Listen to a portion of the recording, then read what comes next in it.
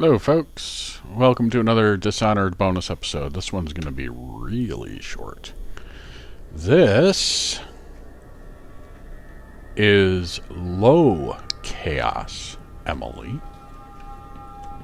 We did the peaceful option for everyone. And I would just like to say that the peaceful option is we trapped Delilah in a fantasy world of her own making. So there's Pops. You will notice we can't sit in the throne. So leaving him trapped is not an option.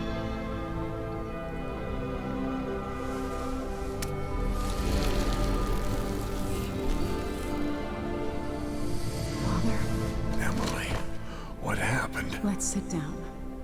I'll explain it all.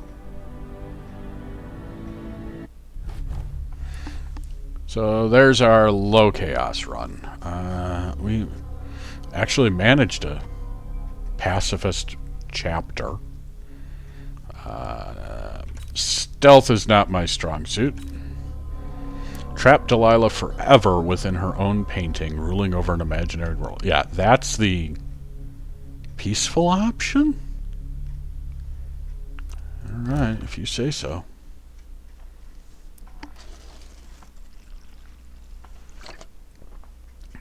So, let's pull up these ending slides. So these will be their own thing. And so the Duke fell, and in his place rose up a man of the people. Paolo had come into the world with nothing, and knew the lives of the least privileged. Sometimes power shouts, and sometimes it whispers.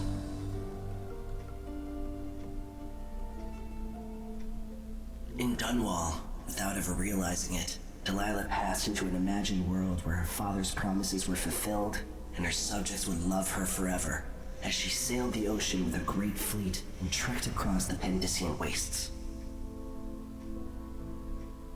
While in the true capital, Emily the Just, Emily the Clever, ruled for decades over a prosperous, mended empire with Corvo Attano by her side. In his day, Anton Sokolov fired the engines of industry, hurtling the empire into a more sophisticated age. He dallied with nobles, wayward artists, and great inventors alike, drinking in all that life could offer. Leaving Dunwall for the last time, he headed to the cold north, contented at last, on a final voyage to take him home. There are things that never change, no matter how hard you try. Questions you must answer. As Megan Foster faded from the world, Billy Lurk stepped from her shadow, setting out to discover her truest self, and seeking the closest thing she'd ever known to family.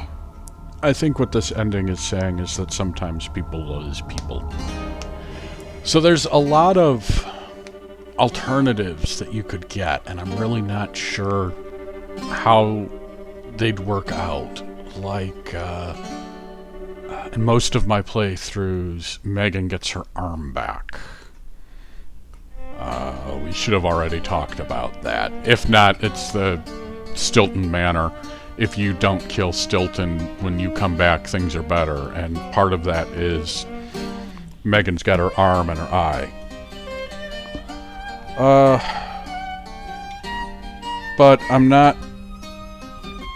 Like, what happens if I side with the Overseers and use the replacement Duke? So you've got Overseers and Body Double, as opposed to Paolo and Body Double. What happens if you side with Paolo and kill the Duke? There's a lot of options, and I don't really feel like playing through just to deal with that. So questions that may remain unanswered. Although I do notice Mission Plus.